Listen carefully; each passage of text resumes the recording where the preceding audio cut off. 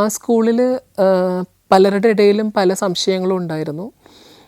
ഞാനൊരു പുരുഷൻ തന്നെയാണോ? കാരണം എൻ്റെ നടത്തം അവിടെ വലിയ പ്രശ്നമായിരുന്നു.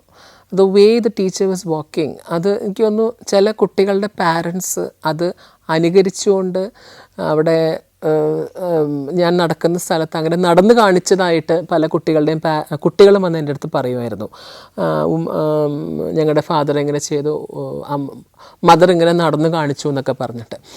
പിന്നെ ചില അധ്യാപകരുടെ ഇടയിൽ ചില സംശയങ്ങളുണ്ടായിരുന്നു എന്നെ സംബന്ധിച്ച്. അപ്പോൾ അതിനുശേഷം the forced me to a marriage. ഒരു ലേഡി, അവരുമായിട്ട് എൻ്റെ വിവാഹം നടത്തണം എന്ന് എൻ്റെ അമ്മ തീരുമാനിക്കുന്നു. അത് എനിക്ക് പറയാനേ പറ്റില്ല, കാരണം അമ്മ പോയി അവരോട് പറഞ്ഞത്, ഞാൻ വെരി സോറി, ഞാൻ എൻ്റെ ബുക്കിൽ എനിക്കത് പറയാൻ പറ്റില്ല, കാരണം ഇറച്ചിക്കടയിൽ കൊണ്ട് വിൽക്കില്ലേ അതേപോലെയാണ് എൻ്റെ പാരൻസ്. അച്ഛൻ വാസ് ഓക്കെ, അമ്മ ചെയ്തത് അമ്മ ഒരിക്കലും പറയാൻ പാടില്ലാത്തൊരു കാര്യം അമ്മ പറഞ്ഞു. ഞാനിത് ഇപ്പം പറയാൻ ആഗ്രഹിക്കുന്നില്ല. ഇപ്പം ഞങ്ങൾക്ക് അതിന് ഒരുപാട് പ്രശ്നങ്ങളുണ്ട്, ഇത്രയും കാലം ഞങ്ങളത് സഹിച്ചു, ഇനി നിൻ്റെ തലയിലിരിക്കട്ടെ എന്ന് പറഞ്ഞിട്ടാണ് ആ ലേഡിയെ കൊണ്ട് വിവാഹം കഴിപ്പിക്കുന്നത്. അവർക്കറിയാം ഞാൻ പുരുഷനല്ല എന്നറിയാം.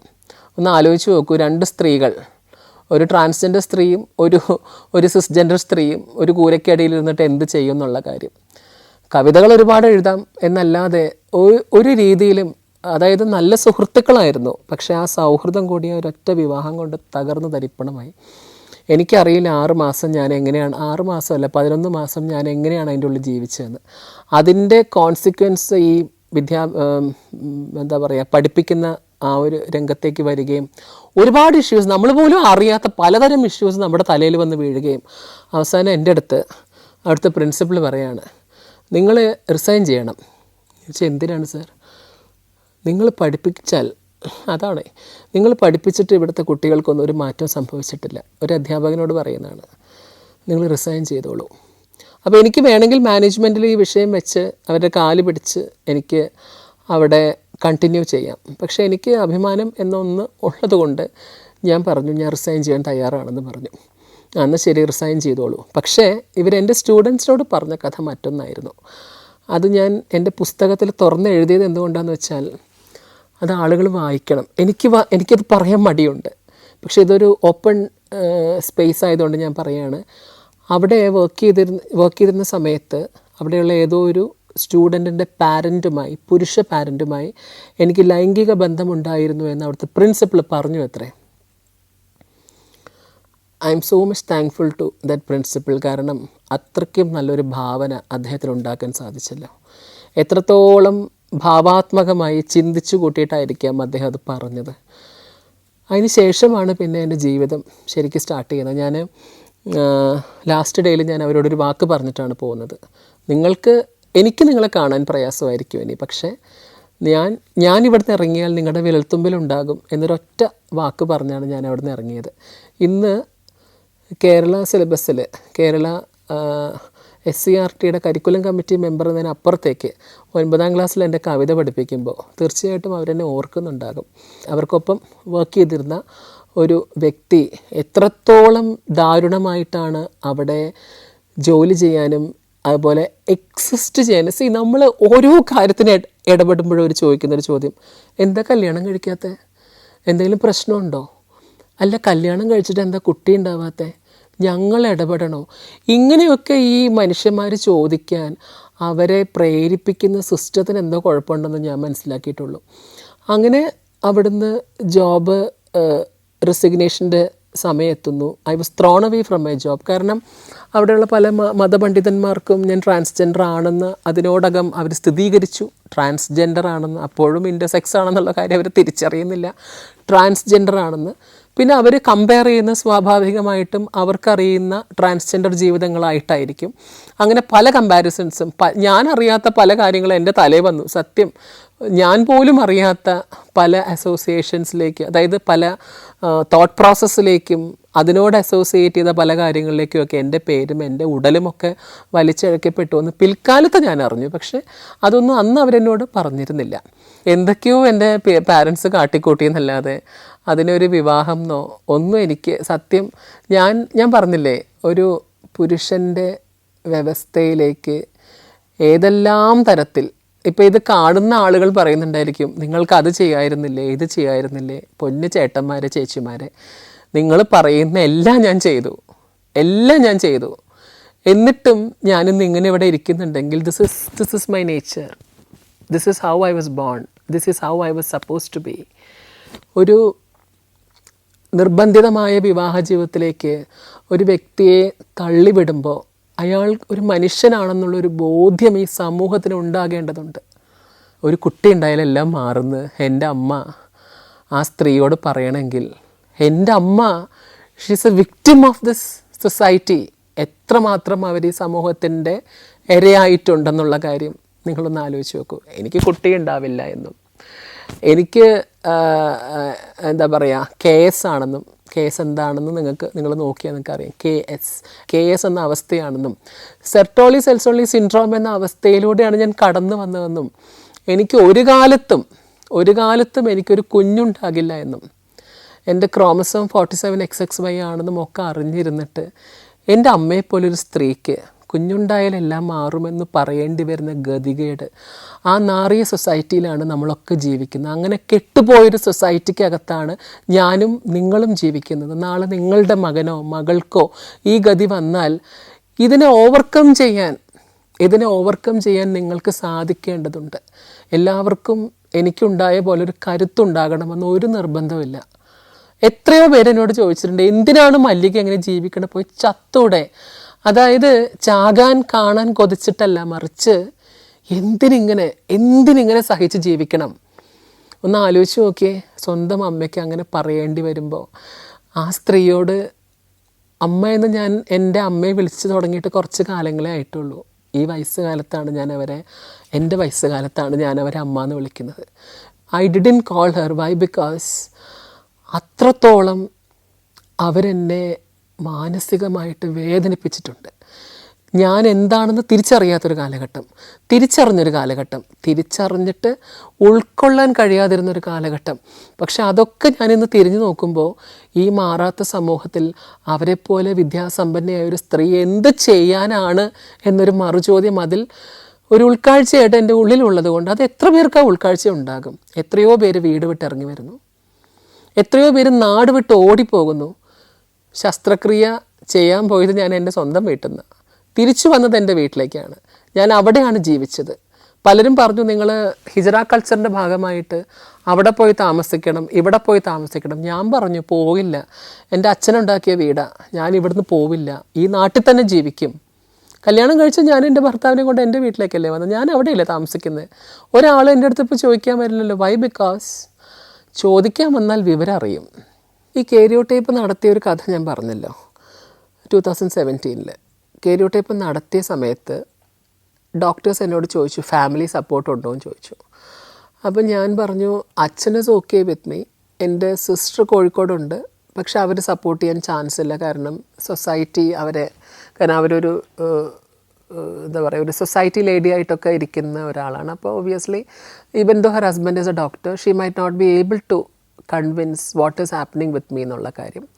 ഓക്കെ, പിന്നെ ആര് സപ്പോർട്ട് ചെയ്യും എന്ന് ചോദിച്ചപ്പോൾ ഞാൻ പറഞ്ഞു, എനിക്ക് ഐ ഗോട്ട് എ സിസ്റ്റർ, എൻ്റെ അമ്മയുടെ സഹോദരിയുടെ മകള് ഒരു ഡോക്ടറുണ്ട്, ഡോക്ടർ ആശ. ഞാൻ അവർ കോൺടാക്റ്റ് ചെയ്താൽ അവർക്ക് ഒരു പക്ഷേ കാര്യം മനസ്സിലാകുമെന്ന് പറയുന്നു. അങ്ങനെ ഡോക്ടേഴ്സ് അവരുടെ ഒരു ഡോക്ടേഴ്സ് ലാംഗ്വേജിൽ ഡോക്ടർ ആശയെ വിളിക്കുകയും അവരോട് കാര്യങ്ങൾ വളരെ കൃത്യമായിട്ട് പറയുകയും ചെയ്തു. അപ്പോൾ ഞാൻ ചേച്ചിയെന്നാണ് വിളിക്കുക. ചേച്ചി എന്നോട് ചോദിച്ചു, മോളെ ഞാനിത് കുഞ്ഞമ്മയോട് പറയട്ടെ, എൻ്റെ അമ്മയോട് പറയട്ടെ എന്ന് ചോദിച്ചു. ഞാൻ പറഞ്ഞു, പറഞ്ഞാൽ എങ്ങനെ എടുക്കും എന്ന് എനിക്കറിയില്ല, പക്ഷെ പറയാമെന്ന് പറഞ്ഞു. എൻ്റെ അമ്മയെ വിളിച്ചു, ഈ കാര്യങ്ങളെല്ലാം പറഞ്ഞു. അപ്പോഴാണ് എൻ്റെ അമ്മയ്ക്ക് മനസ്സിലാകുന്നത് ഇത് ബയോളജിക്കലാണെന്നുള്ള കാര്യം. അതായത് അമ്മ പലതരം ട്രാൻസ് ആയിട്ടുള്ള ആളുകളെയും കണ്ടിട്ടുണ്ടായിരിക്കാം. ആ കാലഘട്ടങ്ങളിൽ അവർ അനുഭവിക്കേണ്ടി വരുന്നത്, തുറന്നു പറഞ്ഞതുകൊണ്ട് മാത്രം അവർ അനുഭവിക്കേണ്ടി വന്ന മാനസികമായ പ്രശ്നങ്ങൾ എന്താണെന്ന് അമ്മയ്ക്ക് അറിയാം. അപ്പോൾ അതിനോടൊപ്പം തന്നെ സോഷ്യൽ കൺഫ്യൂഷൻസും ഒക്കെ കൺവെൻഷൻസ് എക്സിസ്റ്റ് ചെയ്യുന്നത് കൊണ്ട് എങ്ങനെ ആയിരിക്കാം ഇതിനെ നേരിടാൻ കഴിയുക എന്നോർത്ത് അവർക്ക് എല്ലാ കാലത്തും ടെൻഷൻ ഉണ്ടായിരുന്നു. ഇത് ഞാൻ ആഗ്രഹിച്ചിട്ടല്ല ഞാനൊരു ഇൻറ്റർസെക്സ് ആയിട്ട് 47XX ക്രോമസോമോട് കൂടി ജനിച്ചതെന്നുള്ള ബോധ്യം അമ്മയ്ക്ക് ഉണ്ടായിരുന്നുവെങ്കിലും, അതായത് വളരെ ലേറ്റായിട്ട് 2017 ആ ഒരു ബോധ്യം ഉണ്ടായി എങ്കിലും അതിനെ ഫേസ് ചെയ്യാൻ she was not ready, she was not able to. ആ സമയത്താണ് അമ്മയുടെ ഷി വാസ് നോട്ട് വെൽ, ഹാർട്ടിന് പ്രോബ്ലം ഉണ്ടായിരുന്നു. അങ്ങനെ ഹാർട്ടിന് സിവിയർ ആയിട്ടുള്ള പ്രോബ്ലം ഉണ്ടാവുകയും നമ്മളൊക്കെ മരിച്ചുപോയെന്ന് വിചാരിച്ചതാണ്. പക്ഷേ പേസ് മേക്കർ വെച്ച് അത് മെയിൻറ്റെയിൻ ചെയ്തു. ഇപ്പോൾ she is running on pacemaker. സഞ്ചാരത്തോടൊപ്പം അമേരിക്കയിലൂടെ ഒരു ദീർഘയാത്ര നടത്താൻ ഇതാ നിങ്ങൾക്കും അവസരം. സഞ്ചാരം ഒരുക്കുന്ന 14 ദിവസം നീണ്ടു നിൽക്കുന്ന ഒരു അവിസ്മരണീയ യാത്ര. Wonders of USA.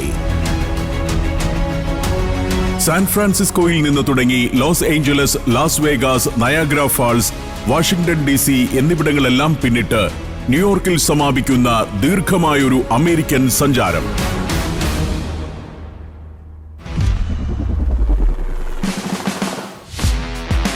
അത്ഭുതകരമായ കാഴ്ചകളിലേക്കും അനുഭവങ്ങളിലേക്കുമുള്ള യാത്ര കൂടിയാണിത്.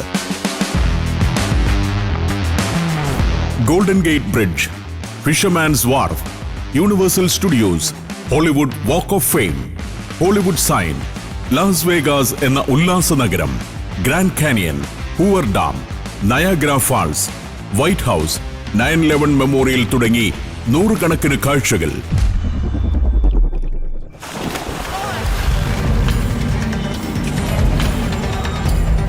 നിങ്ങളുടെ ജീവിതത്തിൽ ഒരിക്കലും മറക്കാനാവാത്തതായിരിക്കും ഈ അമേരിക്കൻ സഞ്ചാരം. ബുക്കിംഗിനും കൂടുതൽ വിവരങ്ങൾക്കും ഉടൻ വിളിക്കൂ. ഫോൺ 75919 സന്ദർശിക്കൂ sanjaram.com. എൻ്റെ പേരാകട്ടെ വിജയരാജമല്ലിക എന്നുള്ള പേരിന് അത് മുറിച്ചിട്ടില്ല, അതിന് ഇനീഷ്യൽസ് ഇല്ല. കാരണം അത് സ്വന്തമായൊരു തീരുമാനമായിരുന്നു. ഈ കെരോട്ടൈപ്പ് നടത്തുന്ന സമയം അതുവരെ ഉണ്ടായിരുന്ന എൻ്റെ ബോധ്യം മുഴുവനായിട്ട് മാറുകയല്ലേ.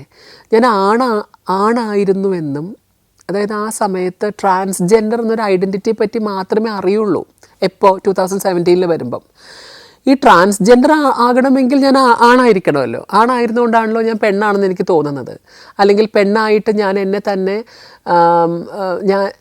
തന്നെ മനസ്സിലാക്കുന്നത്. പക്ഷേ കെരോടൈപ്പിൽ ഞാൻ തിരിച്ചറിയാണ് ഇത് ആണും പെണ്ണും പോലെ തന്നെയാണ്. ഇൻ്റർസെക്സ് ആയിട്ടുള്ള ഒരു കാറ്റഗറി കൂടി ഉണ്ട്. കാറ്റഗറിയിൽ ഇത്രയും വേരിയേഷൻസ് ഉണ്ട്. ആ ഒരു വേരിയേഷനിൽ ഞാൻ പെട്ടിട്ടുണ്ട്. അല്ലെങ്കിൽ അതുകൊണ്ടാണ് എൻ്റെ ഉള്ളിൽ ഇത്രയും ചേഞ്ചസ്, ഇത്രയും വൈരുദ്ധ്യങ്ങൾ എന്ന് വേണമെങ്കിൽ പറയാം, ഇത്രയും വൈരുദ്ധ്യങ്ങളുണ്ടാകും. ഞാൻ ഓർക്കുന്നു, ഞാൻ when I was A teacher, പഠിപ്പിക്കാൻ പോകുന്ന സമയത്തൊക്കെ ചൂടുള്ള സമയത്തും കോട്ടിട്ട് പോവുമായിരുന്നു. കുട്ടികൾ എന്നോട് ചോദിക്കും, മാഷ് EK നായനാരാണോ ചോദിക്കും. കാരണം എനിക്ക് തണുപ്പാണ് എപ്പോഴും ശരീരം. My body was always getting cool. വിയർക്കൂല, ശരീരം ഇങ്ങനെ തണുത്തുകൊണ്ടിരിക്കുക. അത് ആ സമയത്ത് ESR അത്രയും പ്രശ്നമായിരുന്നു, പ്രോബ്ലമാറ്റിക് ആയിരുന്നു. ആ ബോഡിക്കകത്ത് ഇരുന്നു കൊണ്ട് ഈ പ്രോബ്ലംസ് എല്ലാം തന്നെ കൃത്യമായിട്ട് വർക്ക് ചെയ്യുന്നുണ്ട്. പക്ഷേ ഇത് പറഞ്ഞാൽ മനസ്സിലാകുന്ന ആരുമില്ല, നമുക്കറിയില്ല, നമുക്കിത് ടെസ്റ്റ് ചെയ്യണം എന്ന് അറിയില്ല. അങ്ങനെയൊക്കെയുള്ളൊരു സാഹചര്യം ഉണ്ടല്ലോ. അപ്പം അമ്മയ്ക്ക് സർജറിയുടെ തലേ ദിവസം ഐ റിമെമ്പർ, അതായത് 14th രാത്രി, 15th ഞാൻ അവിടെ രാത്രി എത്തുന്നു. 17th രാവിലെ എൻ്റെ ബ്രദർ, ഈ ഡോക്ടർ ആശയുടെ ബ്രദർ, അതായത് എൻ്റെ അമ്മയുടെ സഹോദരിയുടെ മകൻ സർജറിക്കുള്ള ബാക്കി പൈസയായിട്ട് വരികയാണ്. അമ്മ എനിക്ക് കുറച്ച് പൈസ തന്നു വെച്ചിരുന്നു. ബാക്കിയുള്ള പൈസയായിട്ട്, ഈ പൈസ തരുന്നതൊക്കെ എന്താ പറയുക, ഔട്ട് ഓഫ് പ്രഷറാണ്. അതായത് സർജറി ചെയ്താൽ മരിച്ചു പോകും എന്നുള്ളൊരു ധാരണ അമ്മയ്ക്കുണ്ട്. അമ്മ വളരെയധികം കൺഫ്യൂസ്ഡാണ്. അച്ഛനോട് പറയുന്നു, പക്ഷെ ഞാൻ മാറുന്നില്ല, ഞാൻ ട്രീറ്റ്മെൻറ്റിന് സർജറിക്ക് പോകാൻ തന്നെ പ്ലാൻ ചെയ്തിരിക്കുന്നു. അങ്ങനെ ബ്രദർ വന്നിട്ട് രാവിലെ ചോദിക്കുകയാണ്, നിനക്ക് സർജറി ചെയ്യണം നിർബന്ധമുണ്ടോ? കുഞ്ഞമ്മയ്ക്ക് ഒട്ടും താല്പര്യമില്ല. അപ്പം ഞാൻ പറഞ്ഞു, കുഞ്ഞമ്മയല്ല എന്നെ ജീവിക്കാൻ പോകുന്നത്, ഞാനാണ് ജീവിക്കാൻ പോകുന്നത്. I want to leave. ഈ വിജയരാജ മല്ലിക എന്ന പേരിന് ഇൻഷലില്ലാത്തതിൻ്റെ കാര്യം, this was my decision, either to live or leave, അതായത് ജീവിക്കണോ അല്ലെങ്കിൽ ജീവിതം വേണ്ടെന്ന് വെക്കണോ എന്നുള്ളൊരു ഒരു നിർണായകമായ മൊമെൻറ്റിൽ surgery was not out of choice. പക്ഷേ അവിടെ ചോയ്സ് ഉണ്ടെങ്കിൽ ജീവിക്കണമോ മരിക്കണമോ എന്നുള്ള ഒരു ചോയ്സ് മാത്രമാണ് ഞാൻ എൻ്റെ ജീവിതത്തിൽ എൻ്റെ ജെൻഡറുമായി ബന്ധപ്പെട്ട ഒരു ചോയ്സ് എന്ന് എനിക്ക് പറയാൻ പറ്റുള്ളൂ. അല്ലാതെ ചിലർ പറയും കുറേ കാലം ആണായിട്ട് ജീവിച്ചു, ഇനി പെണ്ണായിട്ട് ജീവിക്കാം, അങ്ങനെ ഒരു അവസ്ഥയല്ലായിരുന്നു എന്നെ സംബന്ധിച്ച്. ഈ വേരിയേഷൻസ് ഉണ്ടാക്കിയ പ്രോബ്ലംസ് കാരണം അത് ഒരു പക്ഷേ മറ്റൊരാൾക്ക് മനസ്സിലാകാത്തത്, പെറ്റ തള്ളയ്ക്ക് പോലും അത് മനസ്സിലാകാത്തതിൻ്റെ കാര്യം അതിനെപ്പറ്റി പഠിക്കാത്തത് കൊണ്ടും അതിനെപ്പറ്റി ചർച്ചകളില്ലാത്തത് കൊണ്ടാണ്. നമ്മുടെ മെഡിക്കൽ കാരിക്കുലത്തിൻ്റെ അകത്ത് ഇത് പഠിപ്പിക്കുന്നില്ല. ഇതൊരു പോർഷനായിട്ടുണ്ടെങ്കിലും doctors are not taught about it. അവിടെ ഒരു ട്രാൻസ്ജെൻഡർ അല്ലെങ്കിൽ ഒരു ഇൻ്റർസെക്സ് ആയിട്ടുള്ള റെപ്രസെൻറ്റേഷൻ ഇല്ല. നമ്മുടെ പിണറായി വിജയൻ മിനിസ്ട്രി എത്രയോ തവണ ആവശ്യപ്പെട്ടു ഈ കാരിക്കുലത്തിൽ ചേഞ്ചസ് വരുത്തണം, ഇതുവരെ മാറ്റം വരുത്തിയിട്ടില്ല. ഡോക്ടേഴ്സിന് ഇതിനെ എങ്ങനെ ട്രീറ്റ് ചെയ്യണം എന്നറിയില്ല. സത്യത്തിൽ മനുഷ്യനായിട്ട് ജനിക്കണമെങ്കിൽ ഇൻ്റർസെക്സിൽ ഏതെങ്കിലും ഒരു കാറ്റഗറിയിൽ മനുഷ്യൻ ജനിക്കണം എന്ന് പറയാൻ പാടില്ല. പക്ഷെ പറഞ്ഞു പോകുന്നത് അത്രത്തോളം വൈരുദ്ധ്യങ്ങൾ മാനസികമായും ശാരീരികമായും, ദളിത് എന്ന രീതിയിൽ എന്തെല്ലാം, കറുത്തുപോയിൻ്റെ പേരിൽ എന്നെ ബ്ലാക്കി എന്ന് മാത്രമേ എൻ്റെ ക്ലാസ്മേറ്റ്സ് വിളിക്കുള്ളായിരുന്നു. ബ്ലാക്കി, BLAKY, ബ്ലാക്കി. അത് കറുപ്പിനെ ഏറ്റവും അധികം ഒബ്ജക്റ്റിഫൈ ചെയ്തൊരു ബാല്യമായിരുന്നു എൻ്റേത്.